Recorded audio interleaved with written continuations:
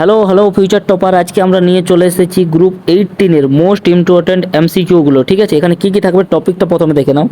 Most important MCQ থাকবেই, তার সাথে 2025 সালে তোমাদের যেটা সেমিস্টার 3-তে পিওয়াইকিউগুলো এসেছে সেইগুলো থাকবে এই চ্যাপ্টার থেকে। ঠিক আছে, তাহলে শুরু করা যাক প্রথম থেকে। দেখো প্রথম কোশ্চেন, দেখো আমরা কিন্তু খুব কম সময়ের মধ্যে খুব তাড়াতাড়ি এগুলো করবো, তো তোমরা যারা যারা পারবে তারা আগের থেকে বলতে থাকো স্ক্রিনটা পজ করে, আর যারা পারবে না তারা একবার করে দেখে নাও। ঠিক আছে, তাহলে তোমাদের এই চ্যাপ্টার থেকে কোনো ধরনের কোশ্চেন মিস হবে না। বলা হয়েছে হিলিয়ামের প্রধান বাণিজ্যিক উৎস কি? এটা কী হয়ে যাবে? প্রাকৃতিক গ্যাস। বাণিজ্যিক উৎস প্রধানত প্রাকৃতিক গ্যাস। এবার চলে আসো নেক্সট। বলা হয়েছে নিচের কোনটির বন্ধনক্রম বন্ধ অর্ডার শূন্য হবে? যেটা গ্রুপ 18-এ যেগুলো রয়েছে সেগুলো। এখানে দেখো হিলিয়ামের 2 রয়েছে, হিলিয়াম 2 এইটা হয়ে যাবে, এটা গ্রুপ 18-এর রয়েছে, তাহলে এর বর্ণটা শূন্য হয়ে যাবে। তারপরে দেখো কি বলা হয়েছে যে নিচের কোন জোটটির ক্ষেত্রে সিপি/সিবি অর্থাৎ এটাই গামা, গামা সমান সিপি/সিবি কখনোই 1.67 যখন এটা মোনো অ্যাটমিক থাকে, মোনো অ্যাটমিক থাকে। আর মোনো অ্যাটমিক কোনগুলো? গ্রুপ 18 আমাদের মোনো অ্যাটমিক, গ্রুপ 18 আমাদের কি রয়েছে? Mono atomic. তাহলে গ্রুপ 18 এখানে কে কে আছে দেখো। অপশন যদি তুমি এতে দেখো তাহলে অক্সিজেন, এটা হলো না। অপশন সিতে ক্লোরিন হবে না, অপশন ডিতে নাইট্রোজেন হবে না। তাহলে আমাদের কোন অপশনটা বাঁচছে?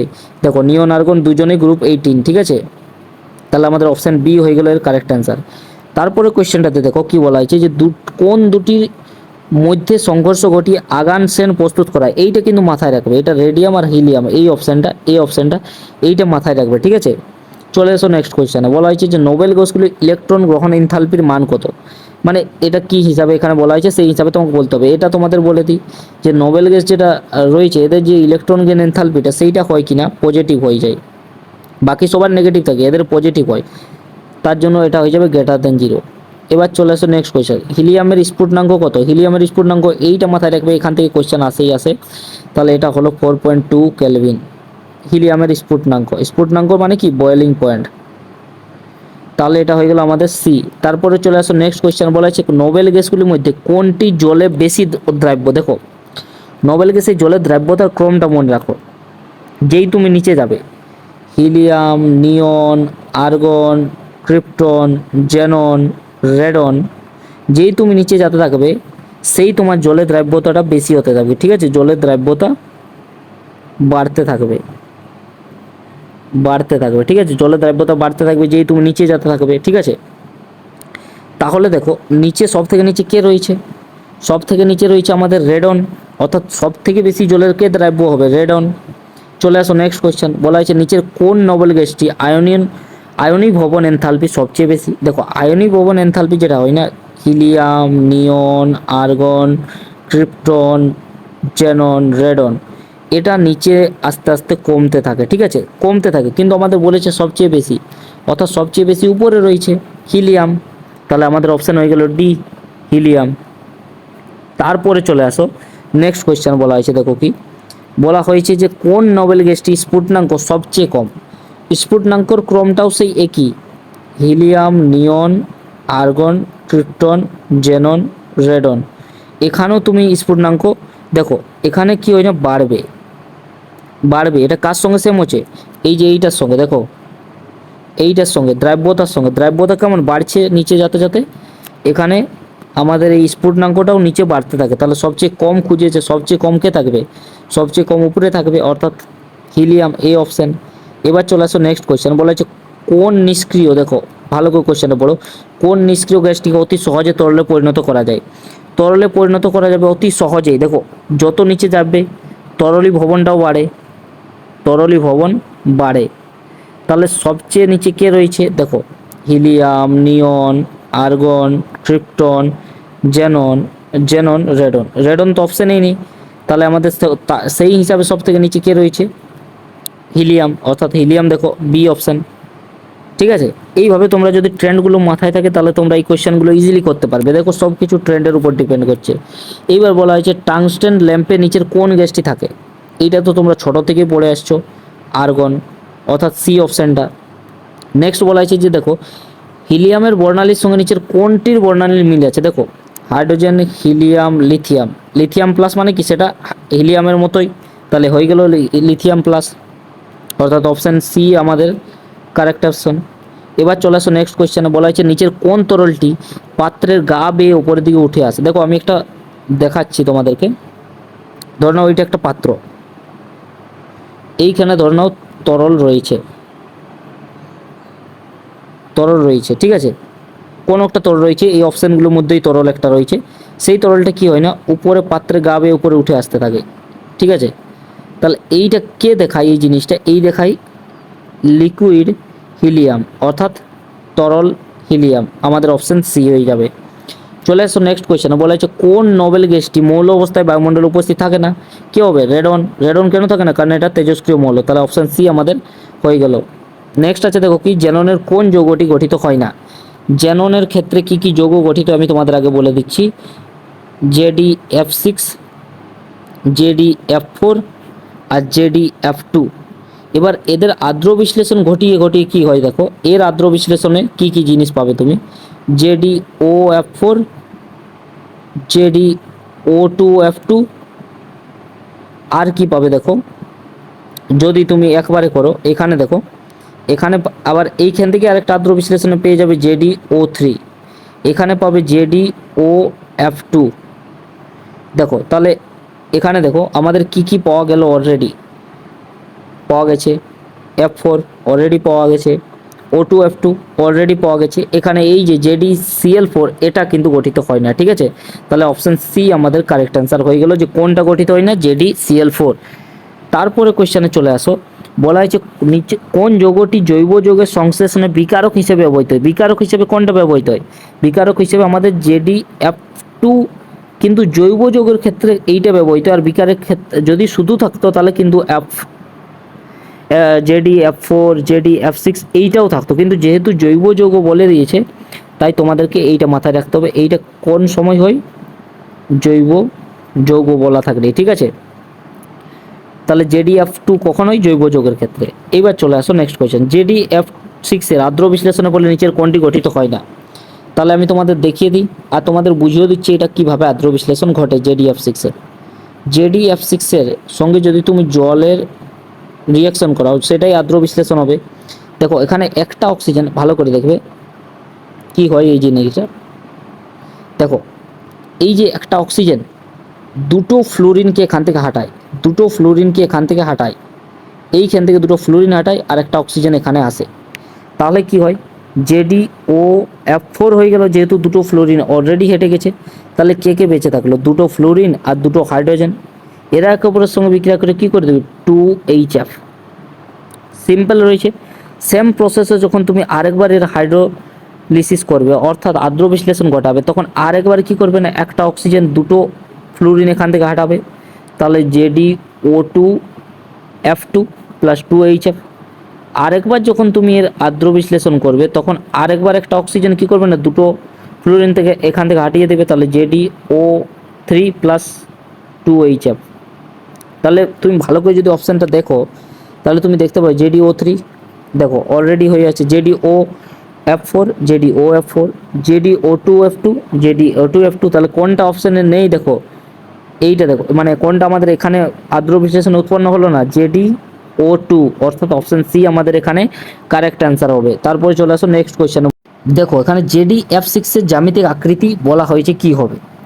এখানে যারা যারা হাইব্রিডাইজেশন জানো না তারা অসুবিধায় পড়বে, আমি তোমাদের একবার শিখিয়ে দিচ্ছি, ঠিক আছে। দেখো তোমরা এখানে হাইব্রিডাইজেশন যারা যারা একটুকু, আমি 1 মিনিটের মধ্যে তোমাদের হাইব্রিডাইজেশন শিখিয়ে দেবো, ঠিক আছে। দেখো ভালো করে দেখো, এখানে lithium, beryllium, boron, carbon, nitrogen, oxygen, fluorine, neon, এই পুরো শ্রেণীটাতে, ওই পুরো শ্রেণীটাতে ইলেকট্রন কটা থাকে, একটা থাকে।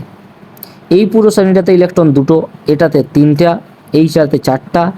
এই পুরো শ্রেণীটা যেমন ধরে নাও কার্বন রয়েছে, কার্বনের সাথে কি থাকে, কার্বন, সিলিকন, এগুলো, নাইট্রোজেনের সাথে ফসফরাস, আর্সেনিক, এগুলোর পুরো 5টা, অক্সিজেনের সাথে 6টা, অক্সিজেনের পুরো ফ্যামিলিটাতে, ফ্লোরিনের পুরো ফ্যামিলিটাতে 7টা, নিয়ন অর্থাৎ যেটা আমাদের নোবেল গ্যাসের ফ্যামিলি, এটাতে পুরোটাতে 8টা থাকে আমাদের ইলেকট্রন, ঠিক আছে।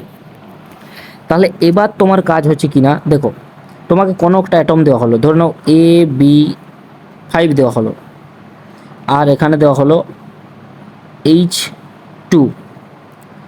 H2 দেওয়া হয়েছে, ঠিক আছে। তাহলে কী করবে, এইটা একটা যে কোনো অ্যাটম, এটা কিন্তু যে কোনো অ্যাটম, ধরে নাও অক্সিজেন তো অক্সিজেন, এরকম কিছু, এইটা ধরে নাও তোমার সেন্ট্রাল অ্যাটম, সেন্ট্রাল অ্যাটমটা যত রয়েছে সেন্ট্রাল অ্যাটমের ইলেকট্রন লিখবে, তাহলে সেন্ট্রাল অ্যাটমের ইলেকট্রন ধরে নাও ওখানে কিছু একটা রয়েছে, প্লাস যদি হাইড্রোজেন থাকে, হাইড্রোজেন জটা থাকবে। ধরে নাও ফ্লুরিন রয়েছে, ফ্লুরিন মানে কি, যেগুলো হ্যালোজেন রয়েছে সেই ধরনের যৌগ যদি থাকে তাহলে দুটো থাকে গেলো। এবার পুরো যৌগটাই ধরে নাও একটা মাইনাস রয়েছে, তাহলে সেই মাইনাসটা তুমি অ্যাড করে দেবে, কিন্তু যদি প্লাস থাকে তাহলে তুমি একটা -1 করে দেবে, ঠিক আছে। যটা মাইনাস থাকবে, যটা প্লাস থাকবে তটা মাইনাস করে দেবে, যটা মাইনাস থাকবে তটা প্লাস করে দেবে। এই ধরনের কনসেপ্টটা করার পর তুমি একটা সংখ্যা পাবে, সেই হিসাবে ধরো 5 পালে, তাহলে কী হয়ে যাবে sp3d। এবার আমি এইটা এখানে লাগিয়ে দেখাচ্ছি JdF6 এর ক্ষেত্রে। তাহলে দেখো হাফ জেডির কত রয়েছে 8, এখানে দেখো হ্যালোজেন রয়েছে, হাইড্রোজেন আর হ্যালোজেনেরই থাকলে লিখবে, কিন্তু বাকি কোনো থাকলে লিখবে না ওর সঙ্গে যোগে। তাহলে 6, 8 আর 6 কত হয় 14, 14 থেকে 2 দিয়ে ভাগ করলে 7 হয়ে গেল, অর্থাৎ sp3d3। অর্থাৎ আমি যদি এই যৌগটাকে ড্র করি এর পিকচারটা, তাহলে তুমি দেখতে পাবে জেডি রয়েছে এখানে, দাঁড়াও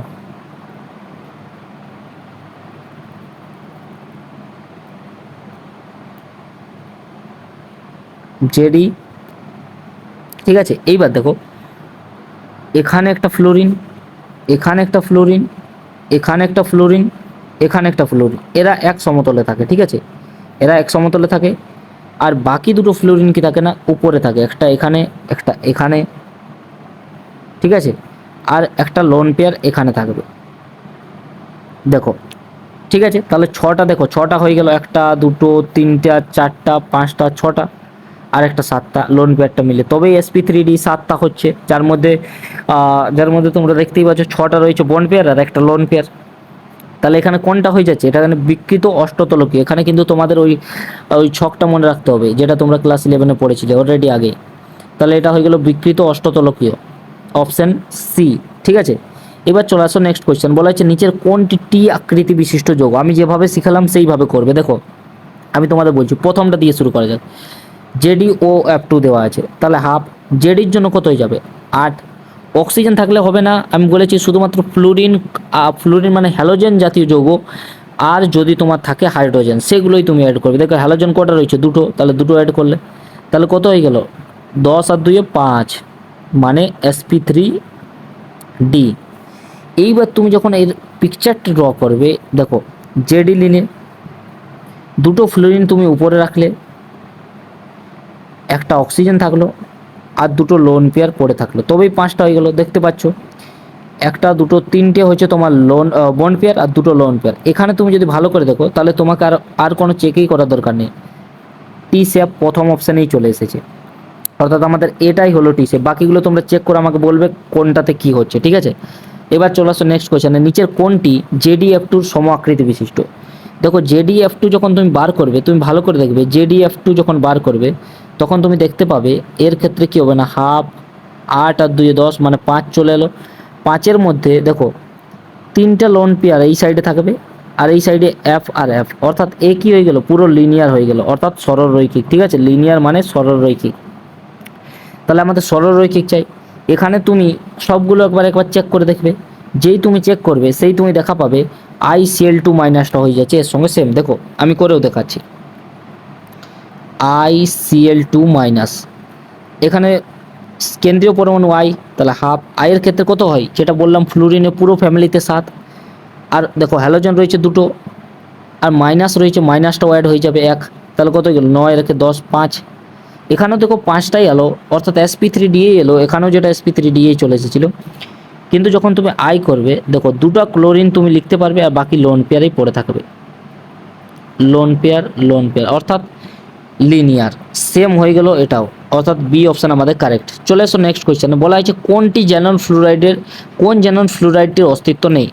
এখানে আমি তোমাদের বলে দিই, আমাদের 3টে জ্যানন ফ্লুরাইডের কথা জানা রয়েছে। 3টে কি কি, একটা দেখো জ্যানন ডাইফ্লোরাইড, একটা জ্যানন টেট্রাফ্লোরাইড, একটা জ্যানন হেক্সাফ্লোরাইড, ঠিক আছে। কিন্তু আমাদের এখানে দেখো অপশানে একটা F3 দিয়ে দিয়েছে, অর্থাৎ ট্রাইফ্লোরাইড দিয়ে দিয়েছে, কিন্তু সেটার অস্তিত্ব অলরেডি নেই, ঠিক আছে। আমরা বাকিগুলো দেখো পড়েছি অলরেডি, কিন্তু এটার অস্তিত্ব নেই। চলে আসো নেক্সট কোয়েশ্চেনে। বলা হয়েছে দেখো JdF6+3H2 কী পাওয়া যাবে, আর JdF6+H2 কী পাওয়া যাবে। তাহলে আমি এখানে এটা আদ্র বিশ্লেষণ করতে বলেছে, যেটা অলরেডি আমরা একবার করলাম, আরেকবার করে দেখাচ্ছি।